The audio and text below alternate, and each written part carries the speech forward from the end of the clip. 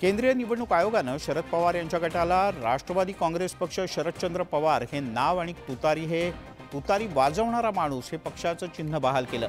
न्यायालयाच्या पुढच्या आदेशापर्यंत शरद पवार गटाला हे चिन्ह वापरता येणार आहे। आता हे चिन्ह जास्तीत जास्त लोकांपर्यंत पोहोचावं यासाठी राष्ट्रवादी काँग्रेस पक्ष शरदचंद्र पवार गटानं कंबर कसली आहे। याच पार्श्वभूमीवर राष्ट्रवादी काँग्रेस पक्ष शरदचंद्र पवार गटाच्या नव्या चिन्हाचा अनावरण सोहळा पार पडला। किल्ले रायगडावर छत्रपती शिवाजी महाराज यांच्या साक्षीनं तुतारी या नव्या चिन्हाचं अनावरण करण्यात आलं। शरद पवार यांनी तुतारी वाजवणारा माणूस या नव्या चिन्हाचं अनावरण केलं। यानंतर सुप्रिया सुळे, जयंत पाटील, जितेंद्र आव्हाड, डॉक्टर अमोल कोल्हे यांनी तुतारी वाजवून आगामी निवडणुकांचं रणशिंग फुंकलं। या सोहळ्याच्या निमित्तानं तब्बल 40 वर्षांनंतर शरद पवार किल्ले रायगडावर आले। पालखीमधून पवार यांचं किल्ले रायगडावर आगमन झालं।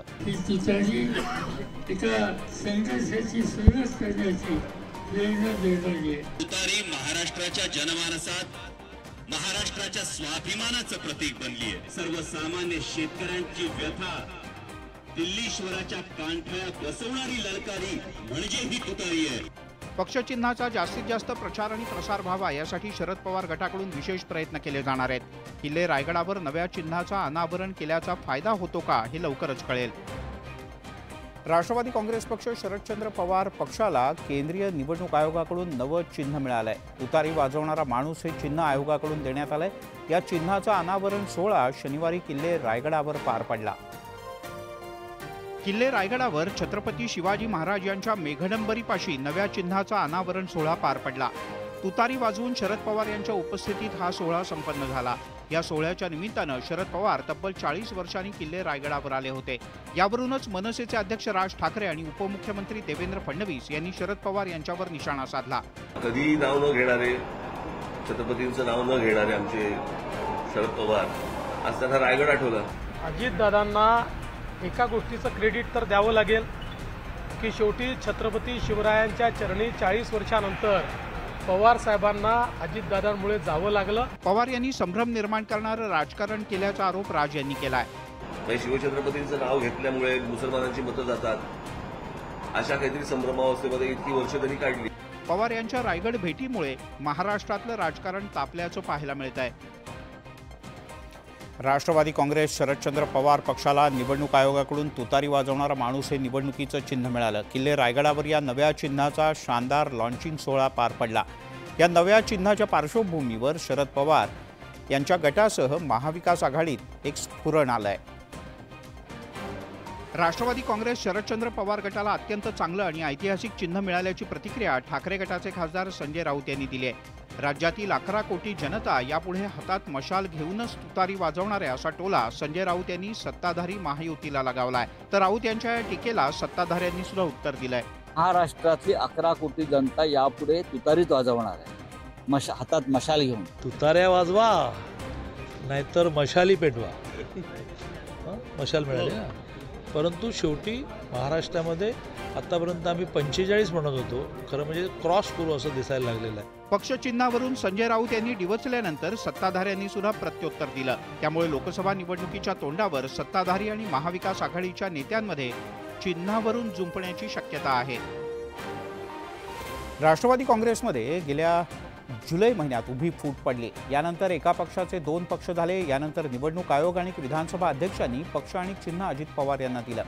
शरद पवार गटाला निवडणूक आयोगानं राष्ट्रवादी शरदचंद्र पवार हे नाव दिलं आणि तुतारी हे चिन्ह दिलं। तुतारी चिन्हाचं लॉन्चिंग रायगडावर शरद पवार यांच्या उपस्थितीत करण्यात आलं। मागच्या 25 वर्षापासून शरद पवार आणि घड्याळ हे चिन्ह राज्याच्या परिचयाचं झालंय। मात्र राष्ट्रवादीतल्या फुटीनंतर शरद पवार यांना आता तुतारी हे चिन्ह घेऊन मतदारांच्या समोर जावं लागणार आहे। सत्ताधाऱ्यांनी आणि राष्ट्रवादीच्या नेत्यांनी यावरून शरद पवार यांच्या पक्षाला टोला लगावला।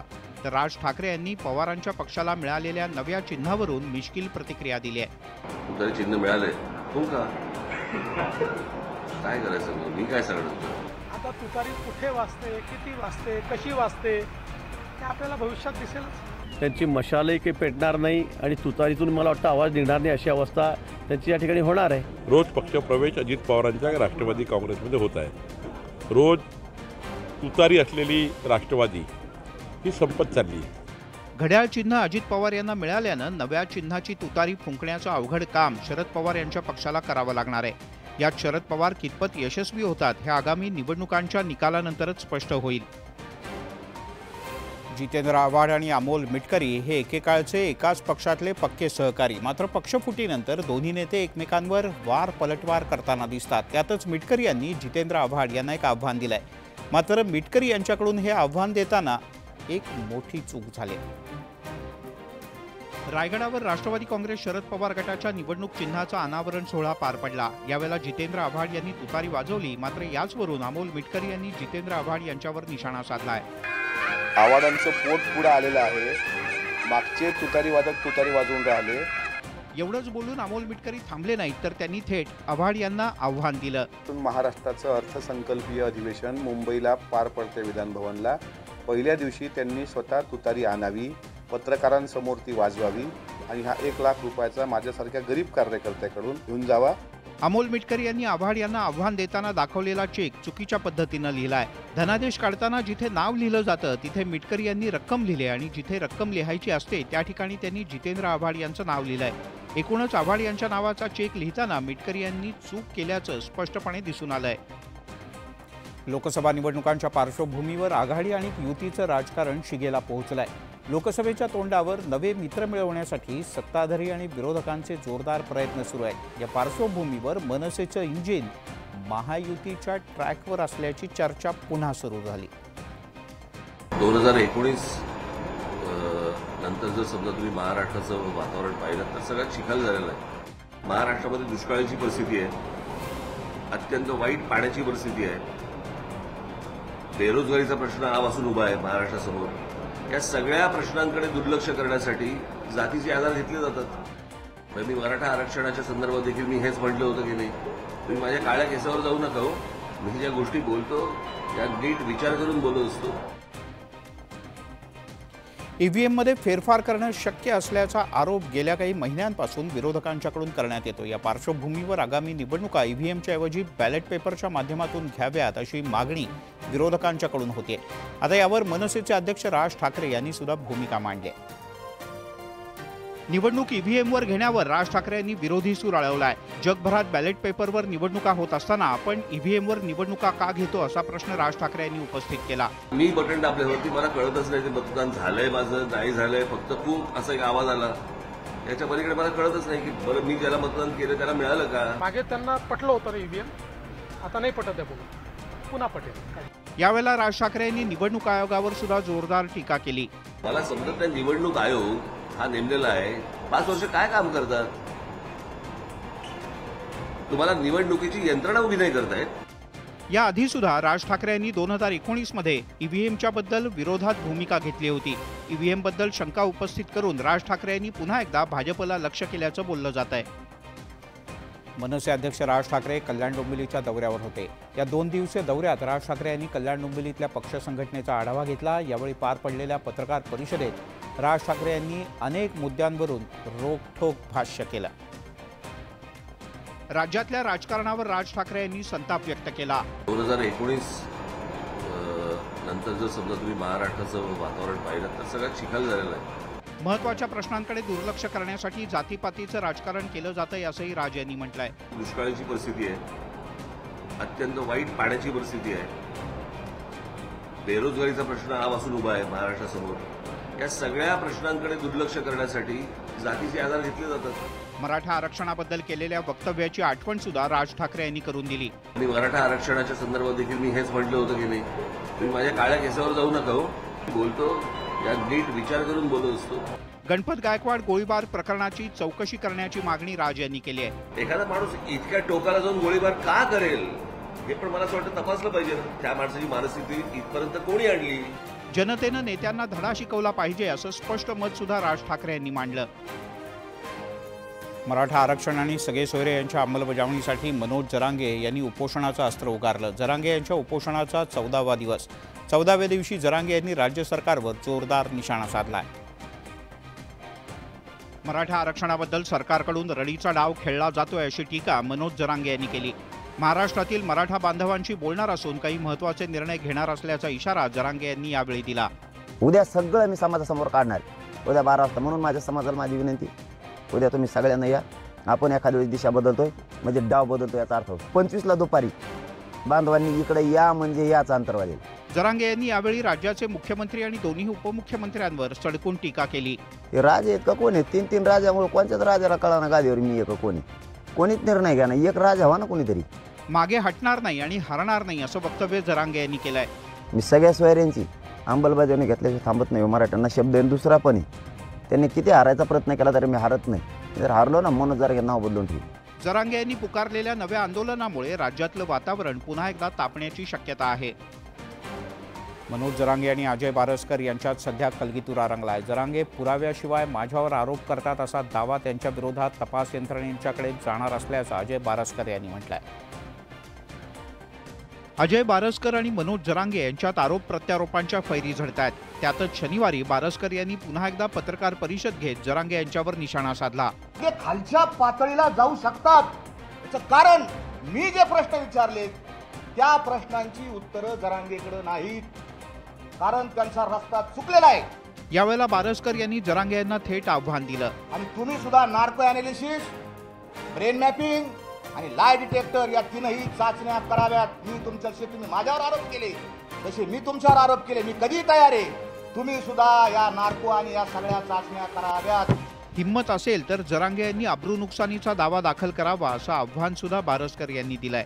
हे टिप्पर जे आले, वाळू काढायचे लोडर आले, कुठून पैसे आले, 3 महिन्यात आले, तपास करा. मी जाणार आहे इन्कम टॅक्सकडे, मी जाणार आहे. ईडीकडे जात असेल तर ते बरं होईल, पण ईडीकडे गेलं म्हणजे भाजपचा माणूस आहे. आगामी काळात जरांगे यांचा खरा चेहरा समोर आणणार असल्याचं सुद्धा अजय बारसकर यांनी म्हटलंय. सगळे सोयरे यांच्या अध्यादेशाची अंमलबजावणी करावी यासाठी मनोज जरांगे पाटील यांनी आंदोलनाची हाक दिली. राज्य सरकार विविध भागात सकाळी 11 वाजता दुपारी 1 वाजेपर्यंत रास्ता रोको आंदोलन करण्याचं आवाहन मनोज जरांगे पाटील यांनी मराठा समाजाला केलं होतं. मनोज जरांगे पाटील यांच्या आवाहनाला प्रतिसाद देत राज्याच्या विविध भागात मराठा समाजानं रास्ता रोको आंदोलन केलं. सकाळी 11 ते दुपारी 1 वाजेपर्यंत हे आंदोलन करण्यात आलं. दरम्यान सोलापुरातल्या पंढरपूर मोहोळ महामार्गावर रास्ता रोको करताना वधूवरांनी सुद्धा रस्त्यावर उतरून मराठा समाजाला आरक्षण देण्याची मागणी केली. नांदेड जिल्ह्यातील पिंपळगाव पाटी इथे मराठा आंदोलकांच्याकडून रास्ता रोको करण्यात आला. यावेळेला काँग्रेसचे हदगावमधले आमदार माधवराव पाटील जवळगावकर यांची गाडी आंदोलकांनी अडवली. गाडीला घेराव घातला. यावेळी आमदार जवळगावकर हे सुद्धा आंदोलकांच्या सोबत रस्त्यावर बसले. नांदेडच्या हदगावमध्ये मराठा आंदोलकांनी रास्ता रोकोच्या दरम्यान एका खासगी बसला थांबवलं. तेव्हा बसमधल्या महिला संतप्त झाल्या. बसमधून खालती उतरून महिलांनी आंदोलकांशी जोरदार वाद घातला. यावेळेला महिला प्रवासी आणि आंदोलकांमध्ये वादावादीचा जोरदार प्रकार घडला. राज्याच्या विविध भागात मराठा समाजानं आंदोलन केलं. सकाळी 11 ते दुपारी 1च्या दरम्यान मराठा समाजानं हे आंदोलन केलं. काही ठिकाणी मात्र पोलीस आणि आंदोलक आमने सामने आल्याचं पाहायला मिळालं. जालना जिल्ह्यातल्या बदनापूर पोलीस स्टेशनमध्ये मराठा आंदोलक आणि पोलिसांमध्ये धक्काबुक्की झाली. संभाजीनगरच्या मार्गावर रास्ता रोको करणाऱ्या 50 मराठा आंदोलकांना पोलिसांनी ताब्यात घेतलं. यावेळेला मराठा आंदोलकांना पोलीस स्टेशनमध्ये आणल्यानंतर लॉकअपमध्ये टाकत असताना पोलिसांच्या सोबत त्यांची जोरदार धक्काबुक्की झाली. जालना जिल्ह्यातल्या बदनापूर तालुक्यातल्या केळीगव्हाण शिवारातल्या समृद्धी महामार्गावर मराठा समाजानं आंदोलन केलं. सकाळी 11 वाजता हे आंदोलन सुरू करण्यात आलं. मात्र पोलिसांनी या ठिकाणी येत अवघ्या 5 मिनिटात या आंदोलकांना हटवलं. लातूरमध्ये मराठा समाजानं चक्काजाम आंदोलन केलं. या आंदोलनाच्या वेळेला वाहनांची प्रचंड कोंडी झाली. आंदोलनाच्या दरम्यान अडकलेल्या गाड्या सोडण्यावरून पोलिसांच्या सोबत मराठा आंदोलकांची मोठी बाचाबाची झाली. पोलिसांसोबत हुज्जत घालणाऱ्या मराठा आंदोलकांना पोलिसांनी ताब्यात घेतलं. दुपारी 1 नंतर रास्ता रोको संपला आणि वाहतूक हळूहळू सुरळीतपणे सुरू झाली. पुण्यात उपमुख्यमंत्री अजित पवार यांच्या उपस्थितीत कालवा सल्लागार समितीची बैठक पार पडली. या बैठकीत कुकडीचं आवर्तन सोडण्याचा निर्णय झाला. मात्र कुकडी प्रकल्पावरून आता राजकारण सुद्धा तापलंय. कुकडी प्रकल्पाच्या पाण्यावरून आरोप प्रत्यारोप सुरू झालेत. कर्जत जामखेडचे आमदार रोहित पवार आणि भाजपचे आमदार राम शिंदे यांच्यात जुंपले. कुकडी प्रकल्पातून पाणी द्यायला राम शिंदे यांनी विरोध केल्याचा आरोप रोहित पवार यांनी केलाय. तर कर्जत जामखेडला पाणी मिळावं म्हणून आग्रही असल्याचा पलटवार राम शिंदे यांनी केलाय. माझ्या मतदारसंघातले माझे जे विरोधक राम शिंदे त्यांनी तिथं पाण्याची जरूरत नाही असं सांगितलं. पण त्यांनी सांगितलं तिथं पाणी त्यामुळे कुकडीतून पाणी देऊ नका असं त्यांनी तिथं सांगितलं अप्रत्यक्षपणे. कर्जत जामखेडमध्ये आलं की पाणी सुटलं पाहिजे म्हणतात आणि पुणे जिल्ह्यात आलं भाषण करायला की पाणी सोडलं नाही पाहिजे म्हणतात. ही दुटप्पी भूमिका पुणे जिल्ह्याचे रहिवासी असलेले आमदार रोहित पवारांची राहिलेली आहे. रोहित पवार आणि राम शिंदे यांच्यात कायमच राजकीय आरोप प्रत्यारोप होत असतात. आता कुकडीच्या पाण्यावरून या दोघांमध्ये राजकारण आणि आरोप प्रत्यारोप तापल्याचं पाहायला मिळत आहे. नाशिकमध्ये शुक्रवारी सुयोग हॉस्पिटलचे संचालक डॉक्टर कैलास राठी यांच्यावर प्राणघातक हल्ला करण्यात आला. या हल्ल्यात डॉक्टर राठी गंभीररित्या जखमी झाले असून एका खासगी रुग्णालयात त्यांच्यावर उपचार सुरू आहेत. या हल्ल्यानंतर हल्लेखोरानं तिथून पळ काढला. कैलास राठी यांच्यावरच्या हल्ल्याचं धक्कादायक सीसीटीव्ही फुटेज समोर आलंय. अज्ञात आरोपीनं डॉक्टर राठी यांच्यावर कोयत्यानं सपासप वार केल्याचं यात पाहायला मिळतंय. आरोपीनं कोयत्यानं डॉक्टर कैलास राठी यांच्यावर जवळपास 18 वार केलेत. या घटनेत डॉक्टर राठी गंभीररित्या जखमी झाले असून त्यांच्यावर उपचार सुरू आहेत. सुरुवातीला हा हल्ला डॉक्टर आणि पेशंट वादातून झाल्याचं सांगण्यात येत होतं. मात्र पोलीस तपासात हा हल्ला वैयक्तिक वादातून झाल्याची माहिती समोर आली. या हल्ल्यानंतर हल्लेखोर फरार झाला असून पोलीस आरोपीचा शोध घेत आहेत. कर्टन उघडून बघितलं तेवढा तो त्याच्या हातात त्या माणसाच्या हातात कोयता होता. तो सरांवरती वार करत होता. खासगी वादातून हा इश्यू झालेला आहे. डॉक्टर पेशंट अशा प्रकारचं ते दिसत नाहीये. डॉक्टर आणि हॉस्पिटलवर होणारे हल्ले आणि हल्लेखोर यांची गय केली जाणार नाही असा इशारा नाशिक पोलिसांनी दिलाय. गेल्या काही दिवसात अहमदनगरच्या राहता तालुक्यातील बिबट्याची दहशत वाढतेय. बिबट्याच्या वावरामुळे नागरिक सुद्धा दहशत येत आहेत. अशा परिस्थितीत केडगाव परिसरातले नागरिक सुद्धा चांगलेच धास्तावलेत. अहमदनगरच्या केडगाव परिसरात अंबिकानगर इथे बिबट्या आढळून आला. या बिबट्याला पाहण्यासाठी नागरिकांनी मोठी गर्दी केली होती. त्याच वेळेला बिबट्यानं एका भागात आश्रय घेतला. मात्र यानंतर या ठिकाणाहून त्याने धूम ठोकली. त्याच वेळेला एका नागरिकावर बिबट्यानं हल्ला केला. बिबट्याच्या हल्ल्यात एक जण जखमी झाला. बिबट्याच्या वावरामुळे नागरिक मोठ्या दहशतीत आहेत.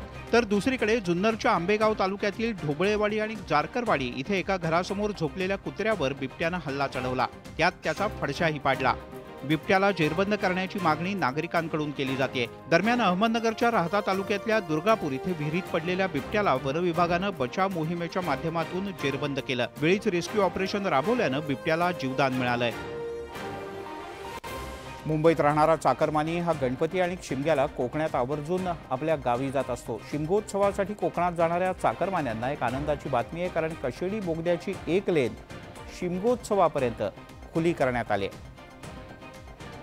मुंबई गोवा महामार्गाचं काम गेल्या अनेक वर्षांपासून सुरू आहे. या महामार्गात कशेडी बोगदा हा अत्यंत महत्त्वाचा आहे. रत्नागिरी आणि रायगड जिल्ह्याला जोडणाऱ्या कशेडी घाटाला पर्याय असणारा हा बोगदा त्याची एक लेन आजपासून कोकणात येणाऱ्यांच्याकरता सुरू झाली आहे. कशेडी बोगद्यातून वाहतूक ही फक्त शिमगोत्सवाच्यासाठी तात्पुरत्या स्वरूपात सुरू करण्यात आली आहे. केवळ मुंबईतून कोकणात येणाऱ्यांसाठीच या बोगद्यातून प्रवास करता येईल. कोकणातून मुंबईकडे जाण्यासाठी जुन्या कशेडी घाटातूनच जावं लागेल. हा घाट बायपास करून आपण या बोगद्यातनं जर आलो तर आपण 5 मिनिटात कोकणात, आणि कोकणात पर्यटनासाठी या बोगद्याचा खरंच खूप उपयोग होणार आहे. टनेलच्या माध्यमातून ते प्रवास करायचा आनंदच वेगळा आहे आणि वेळेची पण बचत झाली. कशेडी बोगद्याच्या दोन्ही लेनचं काम लवकरच पूर्ण व्हावं, कायमस्वरूपी या बोगद्यातून प्रवास करायला मिळावा आणि खड्डेमय रस्त्यातला प्रवास टाळावा अशी सर्वसामान्य कोकणवासियांची मागणी आहे. यासोबतच 100% बातम्यांमध्ये इथेच थांबूया. ताज्या बातम्यांचा ओघ न्यूज 18 लोकमतवर सुरूच राहील.